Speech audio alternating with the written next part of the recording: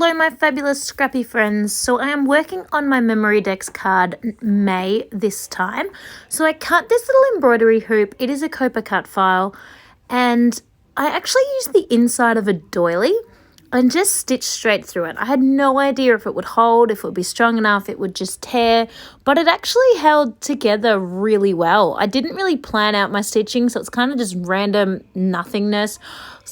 If I had thought about it a bit more, I would have done it more in like embroidery technique kind of stuff, like, like a variety of embroidery skills like chain stitching and French knots and stuff like that. But, excuse me. I'm quite happy with how it comes together because I am going to stick quite a bit on top of it.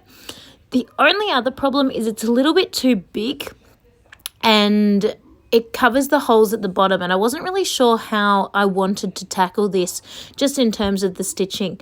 I end up cutting 2 straight lines through the hoop so that it will sit onto the straws more neatly, but it still doesn't slide super well. So I think I will need to actually hole punch out of the hoop just to have that proper circle so that the straws will slide more perfectly. Sticking on my month of May, as with the last time, keeping this consistent, I have embossed this with white embossing powder. When I said keeping it consistent, I embossed all the other letters of the other previous months, January, February, March, April, with various colours. If you haven't checked out my first video in this series, definitely do. I'll link that down below. And the next one for this series is actually coming up like tomorrow. So you'll see both of these straight in a row. I forgot to post this one last week, so you're getting 2 this week. Lucky you. Silly me. So this is a little raw chipboard that we got, or that I got in a kit from an Australian company. It comes raw, so I embossed it in gold and hadn't really found a use for it because for my style of scrapbooking, it was a little bit too small. But for this, I thought it worked absolutely perfectly. So I'm just working out obviously the sentence can't change, but more the structure of how I want to lay it out because the word things and make is joined together because of the G. So I just have to have things in a certain spot, and I obviously don't want to cover those holes anymore because I do want this to slide on the straws. So this is basically how it's going to sit. I'm just going to glue that on, and then this one is going to be done. It is super simple, which of course took longer than it looks because of the stitching and then all the things that were getting embossed.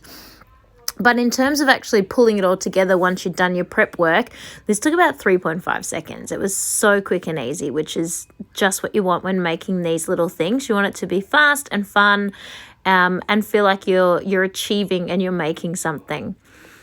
So as I mentioned earlier, I've got part 1 in the description box down below. This is obviously part 2 and part 3 will come out tomorrow.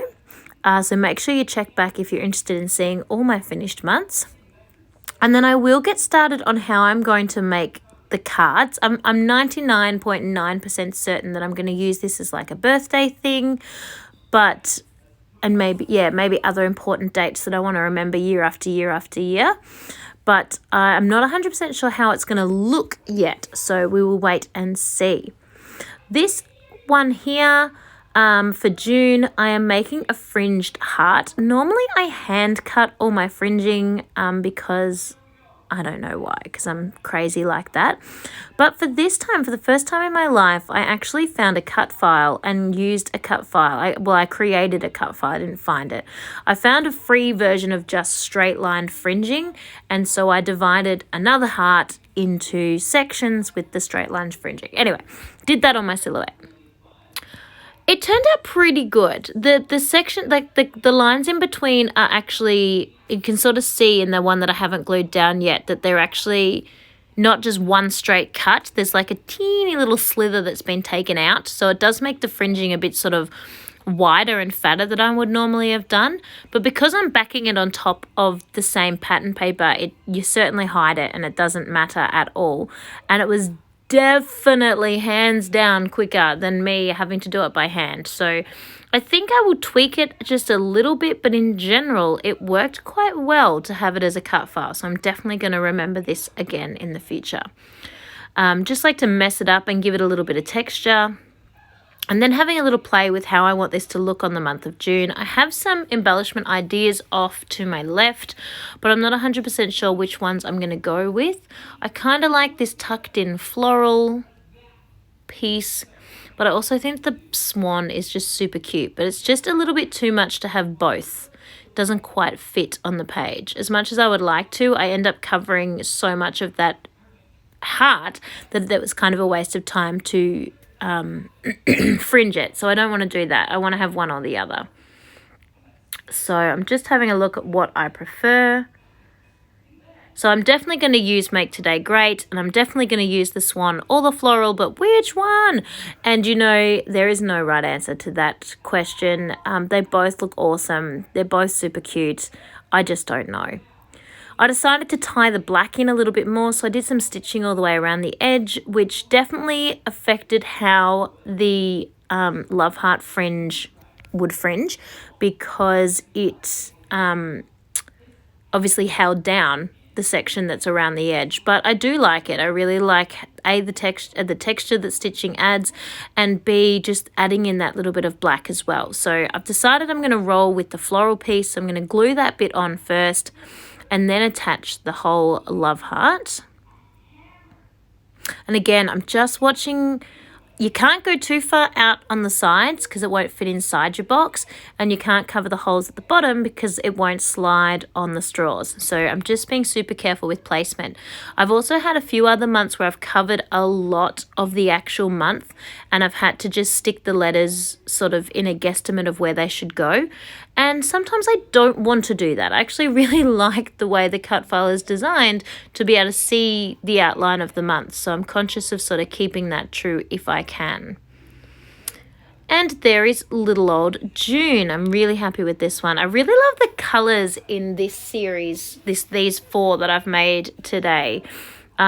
This one is probably my favourite, July. This is a free Paige Evans cut file. That's, if you're over in her Facebook group, she's got a bazillion free ones that she's given out. And this is her layered flower.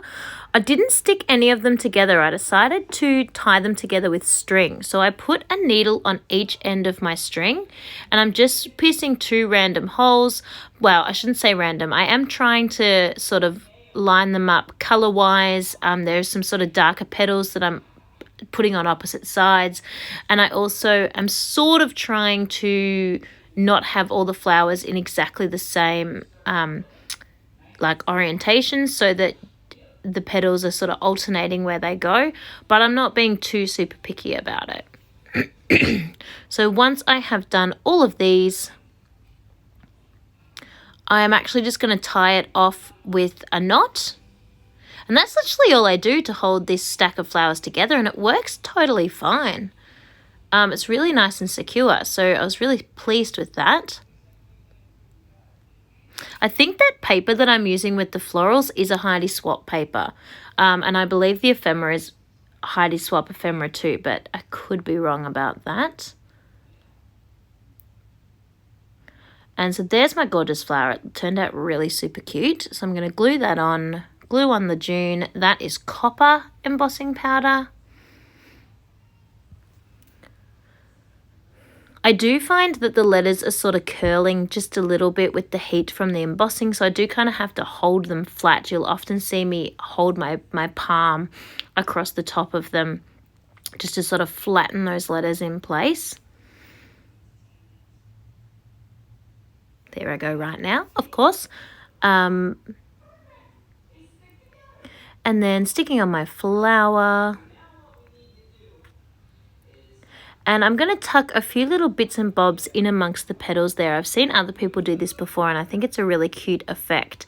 So I've just loved that rainbow and the saying, and I think the colour match is just divine. So I am absolutely popping that in under there.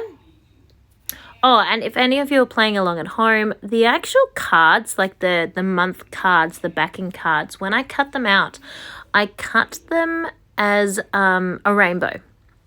So when you see them all together, the backing cards are a rainbow effect. But in hindsight, I probably wouldn't do it that way again. I would either cut them as I go when I know how I want to embellish each month, or I would cut them all on, say, white or something that is far more nondescript, so that when I'm embellishing, I'm not sort of, sometimes I just ignored the background color and went nuts regardless. That's why like the super bright green one isn't necessarily cohesive with the things that are embellished on the top, but that super bright green one was probably not a very good backing color choice. So that was a little problem I discovered as I was going ahead to embellish these. They looked really cute as they were cut, but then I noticed later that probably wasn't my best idea. So this one is almost done. Just going to pop on a few little enamel dots and a little love heart as well, actually, because I really love that navy blue color. Hence why I put those enamel dots on in that color. And it's just kind of in the edges of the flowers, and I just think it's beautiful. So I really want to tie that in. I'm also going to put on a little love heart in that same sort of blue color as well, because it's super cute. I'd almost thought I'd finished, so I pushed the card away, but then I'm like, no, the blue love heart. So yes, gorgeous. I really love this one. I think this one is my favorite. So that is the wonderful July, and now on to August. Oh, August is cute too, though. So August is using a cut file that is from the Creative Cuts 2 class by Virginia over at COAPA Cutfiles. So it is one of the 6 lessons in that Creative Cuts class of hers that is over on her website. I didn't use the entire cut file. I just used a small portion of it because size of a Memory Dex card. And it's this super gorgeous rainbow. That whole entire class is all just about rainbows. So this is, part of one of those exclusive cut files that comes with that class. And I just love it. I love the way this one came together. I used a whole bunch of different supplies for this one. I used some paper from Wonders from Paige Evans. I used some Vicky Bouton embellishments like that little butterfly. But then the one over there that says Be Present, I think is a Heidi swap. That is actually something that I love the most about Memory Dex cards, is that it is such a small scale to embellish that it's not too challenging and it's quite quick. And I also love that it is a great way to stash bust, that you can just combine supplies and put things on that work well. And I just think it's a super fun and easy way to use up your stash. So you can see from these videos that I did sort of pre-organize and pre-plan each of my little Memory Dex cards, because otherwise the video would have been very long. Just as it is, I have been lucky to keep it to the 15-minute mark. So I backed all the cut files in advance. I chose all sort of the ephemera I was putting on and organized as much as I could before coming together to actually put it together with you. Just to sort of keep it simple. Obviously, the decision-making process does take a little bit more time, but even still, these are such quick and easy little things to make because you're working on such a small scale. You don't need too much to sort of get these to feel like they're finished. The other thing I love about them as well is because they're not going inside an album or a pocket or anything like that, you can have them be a little bit more bulky and you can put more dimension that maybe you normally would, which I think is super fun, because sometimes we have to be really conscious of how much things are sort of popping out on our page, just in terms of how fat that will then be inside our album. So I really love that concept. I don't know if you have been looking at the other videos on my page, but not long ago, I made a layout that had sort of folded over paper, which is just gorgeous. And I realized that would be an awesome technique for on one of these Memory Dex cards, because you can have that dimension and it's not going to get squashed. So here are my finished cards all in a row. So obviously just giving you a little sneak peek of these because you've seen them already. I hope you have enjoyed following along with these process, and make sure you tune back in tomorrow because you will see the last 4 cards, September, October, November and December. Thank you so much for watching, and I can't wait to see you all tomorrow. Happy scrapping!